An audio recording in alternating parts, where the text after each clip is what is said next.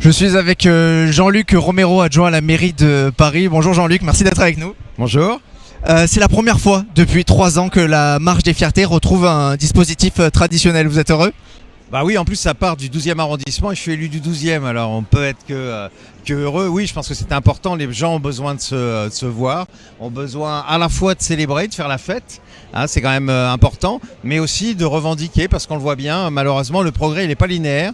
Quand on voit ce qui se passe aujourd'hui aux États-Unis sur l'avortement et peut-être demain sur la question LGBT, sur le mariage LGBT, ben on se dit qu'il faut continuer à se battre et à rappeler que l'égalité c'est un combat permanent. Justement, par rapport à ce qui se passe aux États-Unis, l'avortement n'est plus un droit officiel dans le pays. Est-ce que vous avez peur que ça arrive, qu'il se passe la même chose en France et pareil pour les droits LGBT ? Vous savez, il faut toujours faire très attention à ce qui se passe ailleurs et surtout aux États-Unis. On a souvent des mouvements qu'on suit quelques années plus tard.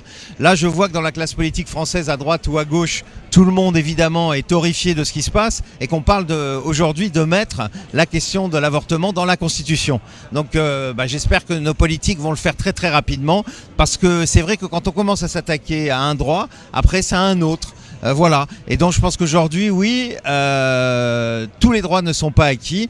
D'où l'importance qu'on soit nombreux aujourd'hui à Paris bien sûr, mais aussi dans toutes les marches qui ont lieu dans toute la France, parce qu'il faut quand même reconnaître, et ça c'est quand même un point aussi positif, qu'il n'y a jamais eu autant de marches en France. C'est maintenant dans des petites villes, c'est même dans des endroits qu'on n'aurait pas pu imaginer il y a quelques années, donc ce qui prouve que les choses avancent, parce qu'on sait très bien que dans les marches des fiertés, il y a certes des personnes LGBT, mais il y a aussi plein d'hétéros, des alliés qui viennent nous soutenir, et donc c'est important qu'on nous entende au moment où dans certains pays il y a des reculs, et puis qu'on pense, et d'abord il faut penser aujourd'hui à ce qui s'est passé à Oslo, parce qu'il y a des personnes qui ont été tuées dans un bar gay hier. On n'a pas encore toutes les infos, donc il faut penser à eux.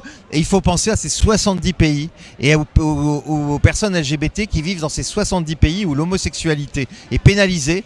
Et je vais pas avoir une pensée particulière pour le Qatar, parce qu'on va faire la Coupe du Monde. Et bien dans ce pays-là, les personnes LGBT, elles peuvent aller en prison, et les personnes séropositives, elles sont totalement interdites de territoire. Donc vous voyez que ça a du sens parce qu'on le fait pour nous, mais on le fait aussi pour les autres. Pour vous, la France doit boycotter cette Coupe du Monde justement par rapport au fait qu'il n'y ait pas de droit LGBT au Qatar ? Je ne sais pas si elle doit le boycotter, en tout cas on doit entendre non seulement la France, mais surtout les instances sportives. Moi j'ai été heureux la semaine dernière d'entendre les instances sportives allemandes regretter la pénalisation de l'homosexualité au Qatar et dire à quel point ils trouvaient ça scandaleux. Qu'est-ce que dit